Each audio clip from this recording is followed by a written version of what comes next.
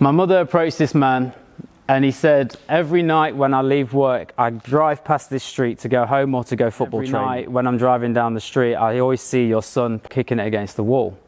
I would like to invite him in for organised sport. My mother said, sorry, we don't drive, we can't afford it. Unfortunately, although it's a great gesture, we're going to have to turn you down. He said, I promise you this, if you bring him here this time next week, not only will I take him to and from football, but I'll also pay for his fees as well. I used to take inconsistent and growth spurt as a negative, and they was writing on my walls and how I spoke to myself as this negative self-talk. I was very small, but I got into organised sport and I was up against it straight away physically, because we have culturally in football, in the English game, you have to be physical, you have to be developed. I'll practice with you now, this one exercise. Can you just all close your eyes for me and think of a cup? And when you get better, your health gets better.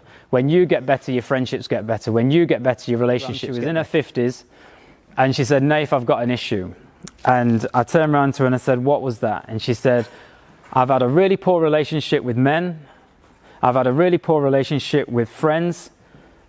I've had a really poor relationship, most importantly, with myself.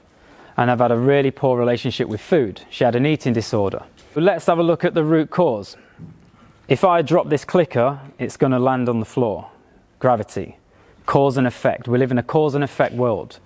So what was the root cause to her having an eating disorder and having poor relationships? We eventually got to the root. The problem and the cause was that a lady came in, which was her auntie, when she was at a family gathering. And the lady came in to her and she says, oh my God, sweetheart. And she went up to her, give her a hug, kissed her on the forehead. And she says, ain't you getting big?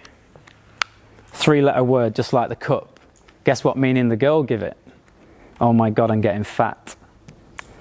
So the auntie walks out the room, gets on with the rest of her life. This little girl for 40 odd years has taken one experience that she's had, one engagement with her auntie, internalized that word, and then it's affected her for 40 odd years.